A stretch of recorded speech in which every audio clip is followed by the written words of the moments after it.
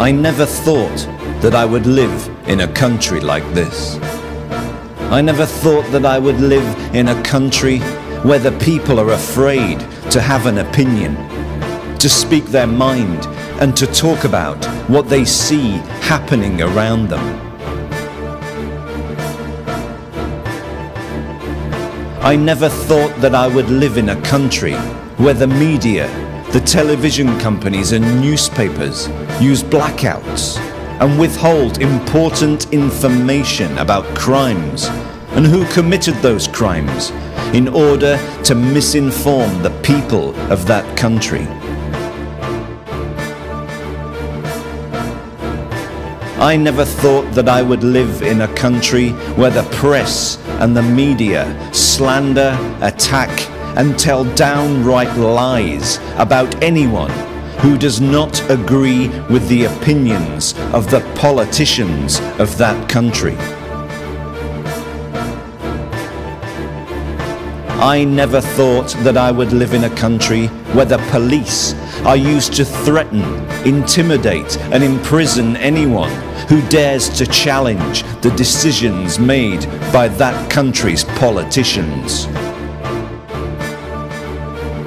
I never thought that I would live in a country where politicians from all three main parties would conspire together to try and silence any other political party or any other political opinion. I never thought that I would live in a country where the right to free speech exists only on paper. A country where anyone who tries to exercise that right is immediately attacked by that country's politicians and the media they control.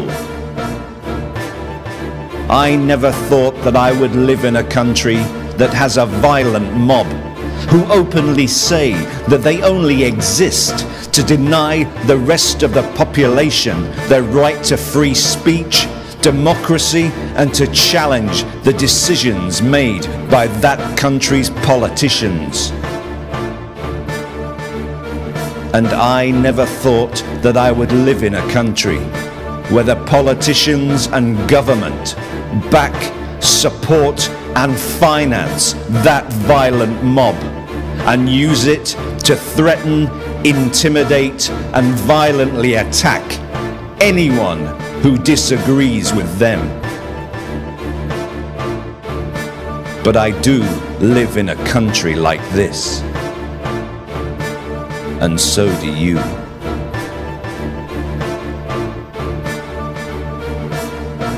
Some of the British members of Parliament from all three main parties and others who help, support and give money to this violent and aggressive mob and use them to threaten, intimidate and attack the British public and deny them their right to free speech, peaceful protest and democracy are David Cameron, Diane Abbott, Ken Livingstone, Keith Vaz, Peter Hain, George Galloway, David Hanson, Barbara Follett, Peter Bottomley, Teddy Taylor, Tony Worthing, Janet Dean, Roger Berry, Betty Williams, Ian Gibson, Peter Bradley, John Trickett, Angela Smith, Ken Purchase, Adam Price, Janet Anderson, Neil Gerard, Ernie Ross, Derek Watts.